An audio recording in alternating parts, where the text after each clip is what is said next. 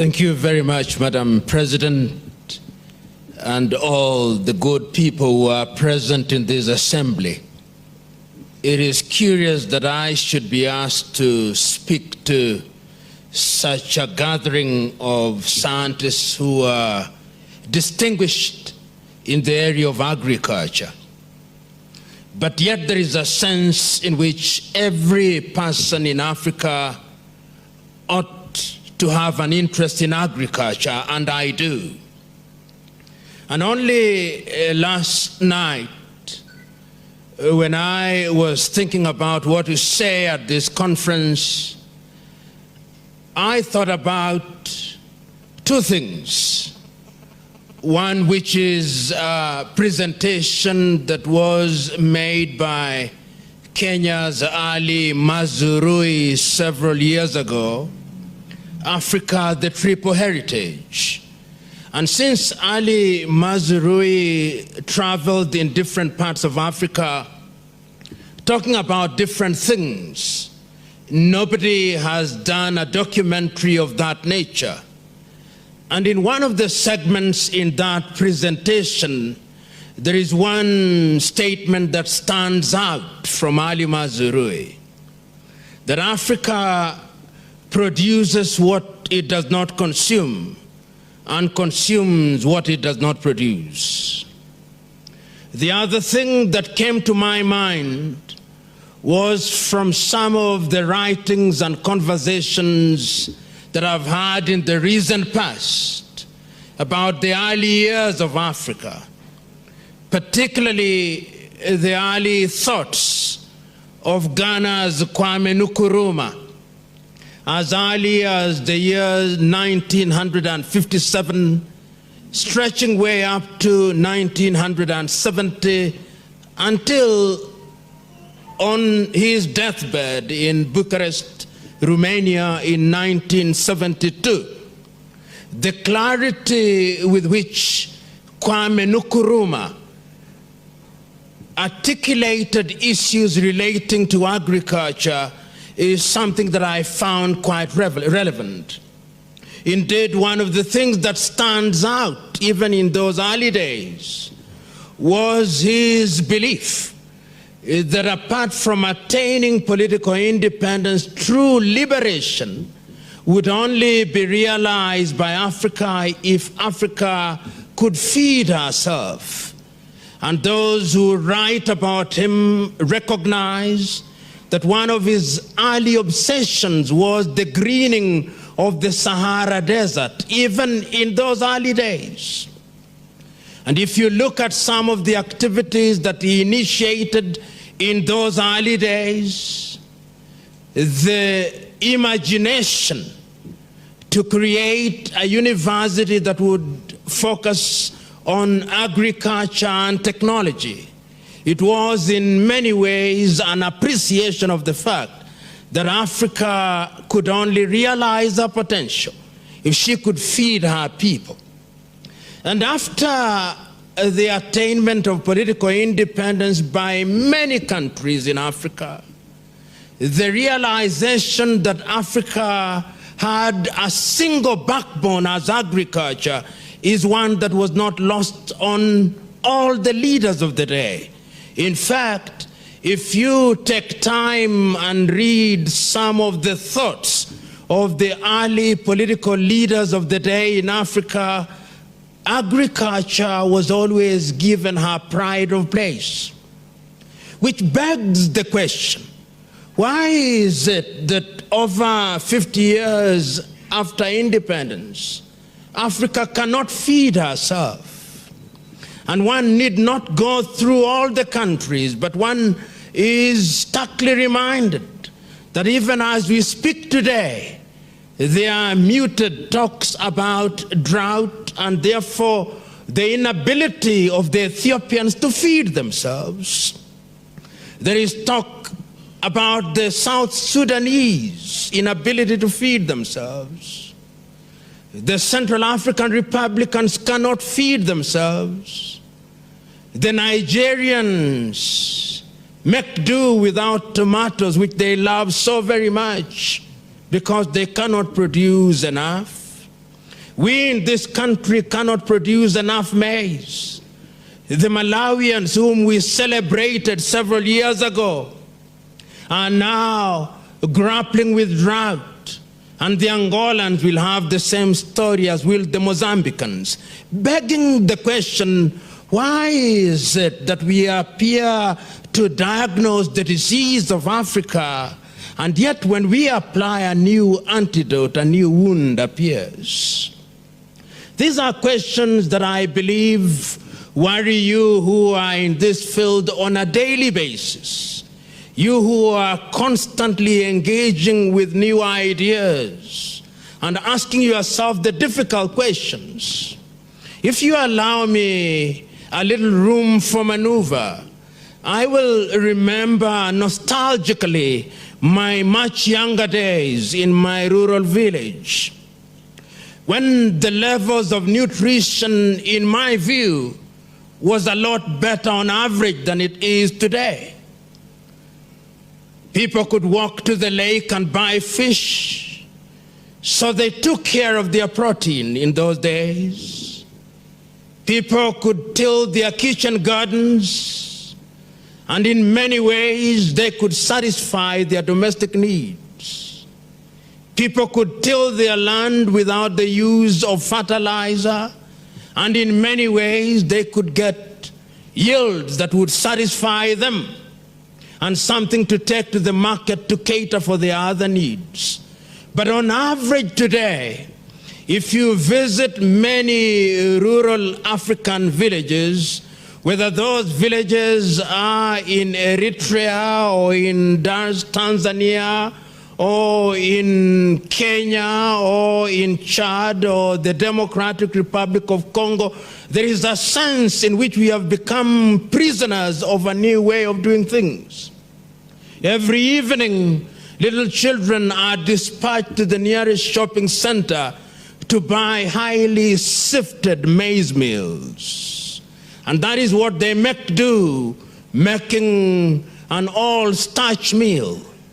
Begging the question once again, why is it that so many years after the attainment of political independence, why is it that after so many years with universities that we have created in almost all countries dedicated to agriculture, we have not been able to conquer this problem of greening Africa and making Africa self-sufficient in the area of production of food, and specifically grain? I oftentimes, in my more unguarded and uncharitable moments, indict Africa, that why is it that 50 years after independence on average, without being an opponent of globalization, why is it that it's still Monsanto and Syngenta that must produce maize seed for us? Why is it that over so many years, while being alive to the presence of Kenya Seed and Seedco, why is it that this has not been replicated in different parts of Africa? Why must we still swear by Monsanto and Syngenta as the standard gold in that area? Why is it that those of you who have had the advantage of exposure to innovation in the area of agriculture, why is it that your intervention has not made dramatic changes? And one is not simply saying that nothing has been done. One is asking the uncomfortable question, why Africa continues to punch below her weight in the area of agriculture, if we are to be specific. Why is it, one asks, that Africa does not produce enough wheat to feed her people, while our people love bread? Why is it that Africa does not produce enough sugar cane to satisfy her needs? Why is it that Africa does not produce enough maize enough sorghum, enough millet, enough barley, enough of everything to be a continent that can sit at the dinner table of human civilization and say unequivocally, we are capable of feeding ourselves. This is the conversation that I believe one must engage in. And we who have the advantage of being present in this assembly must go back and ask ourselves certain very basic questions. I remember in the 1960s, courtesy of history, when many African countries had attained political independence, the leaders of the day were quite clear in their first-year development, 5-year development plans. If you read the development plan of any country, whether it was Tanzania or Uganda or Ghana or Nigeria or Sierra Leone or Senegal, agriculture always had a pride of place jointly with education as the areas that received the lion's share of budgetary allocation. One also saw in those early days that institutions of higher learning, both at the degree level and at the level of certificate and diploma, were given focus because it was realized by the leaders and the bureaucrats of the day that if the continent were to realize the potential, then there was need to give some focus in these areas.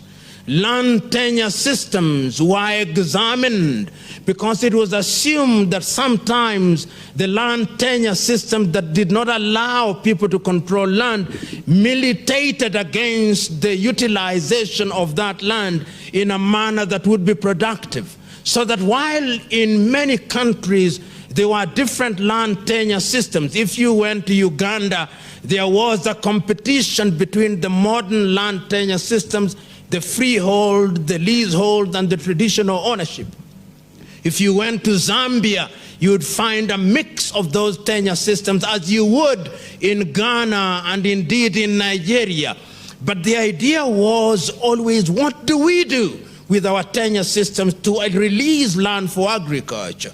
And in those early days in the 1960s, Tanzania stood out in many ways because of the ujamaa. Articulated in a very simple form, Mwalimu Nyerere took the view that one of the ways in which you could productively enhance the utilization of land was to congregate population around areas in the nature of mini urbanized areas so that you could release land for mechanized agriculture. The improvement of seed, these were things that occupied center stage. Of course, many of these initiatives, some of which could be described as experimental, did not realize their full potential and has left this area unfulfilled in many ways. But in many ways, Africa still wanted to rely on you. Africa went into the area of producing young men and women who would be trained appropriately, because one of the things that was assumed that there were not enough men and women who had been trained in a manner that would ensure that they could contribute productively and creatively and innovatively to ensure that agriculture was practiced in a positive manner. The question then that we must ask ourselves, we who are in Agra, and I'm happy that there is an organization known as NEPAD. There is somebody from NEPAD, and the gentleman from NEPAD will excuse me because I'm going to say something that is not very friendly, but it's not from me. Several years ago, when NEPAD came into being, the president of Gambia, called Yahya Jammeh, with whom I do not agree, said that NEPAD is nothing but NEPADs. That Africans were upon their knees as they kneel and beg before other civilizations. Of course, it was a lack of understanding of what NEPAD was created to do. We know that initiatives such as yours were designed to help in the area of helping Africa in different sectors to ensure that she realizes her potential. Another organization that I'm aware is here are representations of the African Union. The African Union is the premier African organization that ought to be providing leadership in the area of agriculture. And it cannot be denied that that particular organization has tried to use our leverage over the years with a view to ensuring that Africa realizes our potential. But the question that we must ask ourselves is this: is the African man and woman in rural Kenya aware of the African Union? Or the African Union may very well be a jamboree of privileged Africans engaged in activities which leave the soul and heart of Africa untouched and unmoved. And one must now focus on AGRA. AGRA is an organization whose stated agenda is the green revolution of Africa. The question is, after AGRA has tried to intervene and had a presence in over 20 countries in Africa, the question that we must ask is whether your typical average African is aware of AGRA's intervention. Is the farmer in rural Tanzania aware of your presence? Is the farmer in rural Malawi aware of your presence? Is the farmer in southern Sudan aware of your presence? In other words, is your presence being felt? Or you are merely yet another organization in a continent that is littered with organizations which claim to be doing things which leave the continent unmoved and untouched? These are questions that we must ask ourselves, particularly now in the history of Africa. Because sometimes, without